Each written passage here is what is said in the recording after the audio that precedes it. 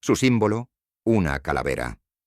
Su lema, mi honor se llama lealtad.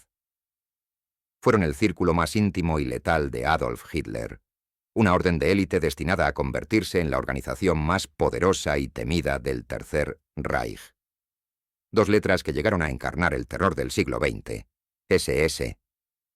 Pero, ¿cómo es que un pequeño grupo de guardaespaldas se convirtió en una inmensa maquinaria responsable de la muerte de millones? Esta es la historia definitiva de las Schutzstaffel. La historia de las SS no arranca con ejércitos de uniformes negros o campos de exterminio.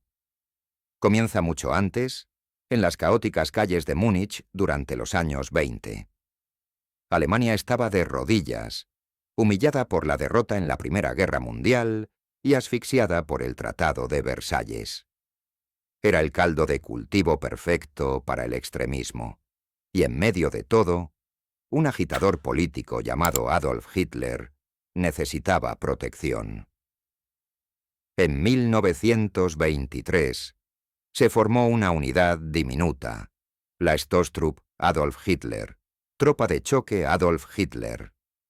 Su único trabajo era proteger al líder del partido nazi en sus discursos y en las constantes peleas callejeras.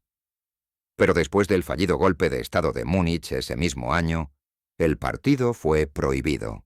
Hitler fue a la cárcel y la unidad se disolvió.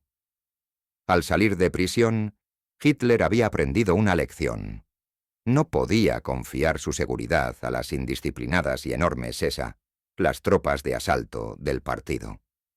Necesitaba una guardia personal, leal solo a él, sin condiciones. Y así, en 1925, esa guardia renació con un nuevo nombre, la Schutzstaffel o Escuadrón de Protección, las SS. Al principio, las SS no eran nada. En enero de 1929, cuando Himmler tomó el mando, contaba con apenas 280 hombres y estaba formalmente bajo el control de las SA, que tenían cientos de miles. Se les veía más como chóferes o porteros para los jefes del partido que como una fuerza de élite. Pero todo estaba a punto de cambiar con la llegada de un hombre cuya visión retorcida transformaría a las SS en un imperio de terror. Su nombre era Heinrich Himmler. El 6 de enero de 1929, Hitler nombró a un joven y metódico exvendedor de fertilizantes como nuevo líder de las SS, o Reichsführer SS, Heinrich Himmler. De apariencia gris, pero con una ambición sin límites, Himmler no veía a las SS como simples guardaespaldas. Soñaba con crear una nueva aristocracia para Alemania. Una orden de élite basada no en la sangre azul, sino en una supuesta pureza racial aria. Bajo su mando entrar a las SS se volvió increíblemente difícil. Himmler impuso un proceso de selección brutalmente estricto. Los aspirantes no solo debían jurar lealtad ciega a Hitler, sino también demostrar un linaje racialmente puro, impecable. Con una obsesión casi mística, Himmler se propuso hacer de las SS la encarnación de la ideología nazi, un faro de superioridad genética que lideraría el futuro Reich de los 1000 años. En diciembre de 1931, fundó la Oficina de Raza y Asentamiento de las SS, dedicada a investigar los árboles genealógicos de los candidatos y a autorizar sus matrimonios, para asegurar que solo la sangre más valiosa se reprodujera. Al mismo tiempo creó el Sicherheitsdienst, SD, el Servicio de Inteligencia Interno del partido, y puso al frente a un joven y despiadado oficial, Reinhard Heydrich. La misión del SD era espiar y eliminar a los enemigos dentro del propio partido, sentando las bases de lo que sería un estado de vigilancia total. Cuando Hitler se convirtió en canciller en 1933, Himmler fue nombrado jefe de policía de Múnich. Era su primer paso para apoderarse de todas las fuerzas de seguridad de Alemania. Metódicamente, estaba construyendo un Estado dentro del Estado, una organización todopoderosa cuya única lealtad era hacia él y, por encima de todo, hacia Adolf Hitler. Pero para que su visión se cumpliera, primero tenía que aplastar a su mayor rival interno, las SA. Para 1934, las SA, lideradas por Ernst Röhm, un viejo camarada de Hitler, se habían vuelto una amenaza. Con más de 3 millones de miembros, su ambición de ser el nuevo ejército de Alemania chocaba con los generales y con el propio Hitler. Himmler y otros líderes nazis, como Hermann Göring, vieron su oportunidad. Empezaron a conspirar, inventando pruebas de que Röhm planeaba un golpe de Estado para derrocar a Hitler. El momento que cimentó a las SS como el puño de hierro del régimen llegó en la noche del 30 de junio de 1934. Un evento que la historia recordaría como la noche de los cuchillos largos. En una purga sangrienta y coordinada, Hitler, con unidades de las SS y la Gestapo, desató una ola de asesinatos contra los líderes de las SA y otros opositores. Hombres de la Leibstandarte SS Adolf Hitler, la guardia personal del Führer, y otros efectivos de las SS llevaron a cabo las ejecuciones con una frialdad implacable. Ernst Röhm fue arrestado y cuando se negó a suicidarse, fue asesinado a tiros en su celda por oficiales de las SS, entre ellos Theodor Eicke. La masacre aniquiló a los rivales de las SS dentro del partido. Como recompensa por su lealtad asesina, Hitler declaró a las SS una organización independiente que solo respondía ante él. Himmler había ganado.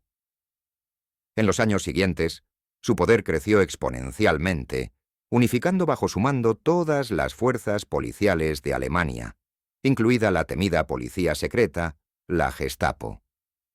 Además, Himmler le dio una nueva misión a Theodor Eicke, el fanático y brutal comandante del campo de concentración de Dachau: reorganizar y expandir el sistema de campos. Eicke instauró un régimen de terror sistematizado que se replicaría por toda Europa, entrenando a los guardias de las SS Totenkopf-Verbände, unidades de la calavera, para que actuaran sin piedad ni compasión.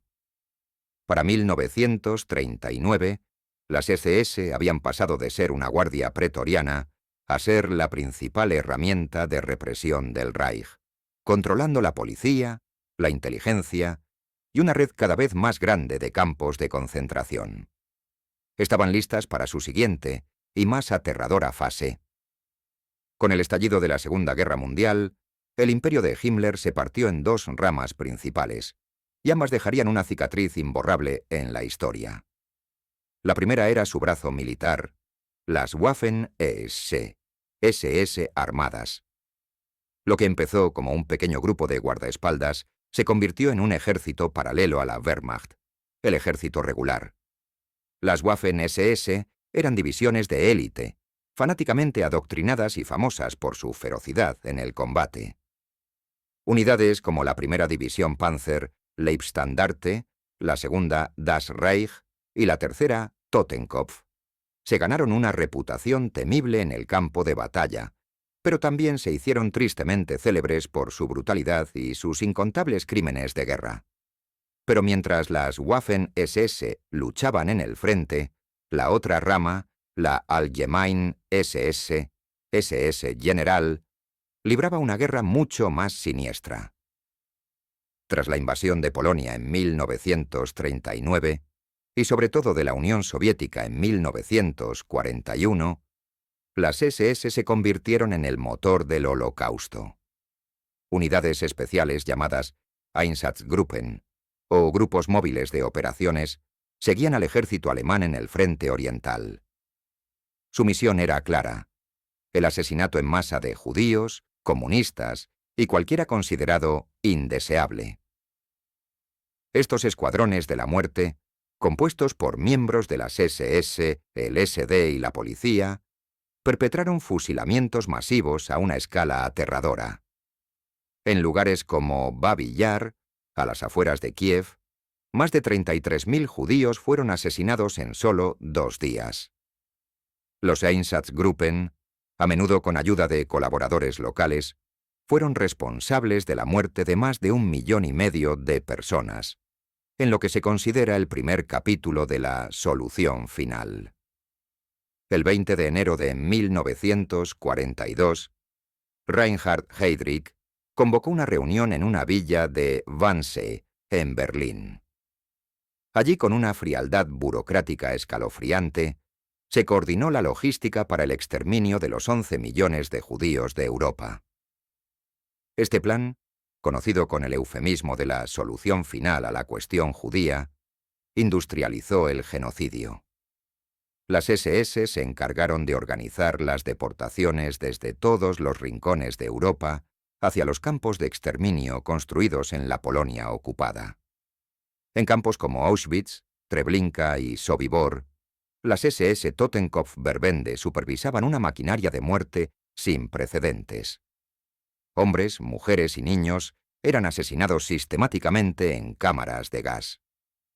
Las SS no solo ejecutaron el Holocausto, lo planificaron, lo coordinaron y lo dirigieron en cada una de sus fases, convirtiéndose en la organización directamente responsable del mayor genocidio de la historia moderna. A que la guerra se volvía contra Alemania, la brutalidad de las SS no hizo más que aumentar. Pero su imperio de terror, construido sobre violencia y fanatismo, estaba destinado a derrumbarse junto con el régimen al que servían. En los últimos días de la guerra, con el Ejército Rojo en las puertas de Berlín, el orden de las SS se vino abajo.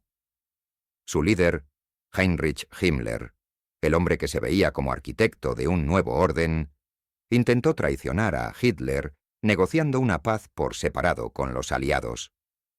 Cuando Hitler se enteró de la traición, en sus últimas horas en el búnker, lo despojó de todos sus títulos y ordenó su arresto. Himmler intentó escapar disfrazado, pero fue capturado por los británicos.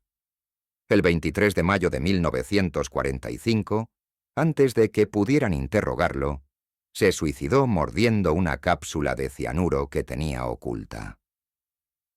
El arquitecto del terror eligió la muerte antes que la justicia. Tras la rendición de Alemania, el mundo vio la verdadera dimensión de los crímenes de las SS. En los juicios de Nuremberg, el Tribunal Militar Internacional declaró a las SS una organización criminal en su totalidad. Su implicación en crímenes de guerra, crímenes contra la humanidad y genocidio era tan sistemática que la simple pertenencia a ella fue considerada un crimen. Muchos altos oficiales de las SS fueron juzgados y condenados. Sin embargo, algunos de los peores criminales, como el infame médico de Auschwitz, Josef Mengele, lograron desaparecer. Se escabulleron por redes de escape bien organizadas, a menudo llamadas ratlines o rutas de las ratas, que los llevaron a Sudamérica y otras partes del mundo, evadiendo la justicia para siempre.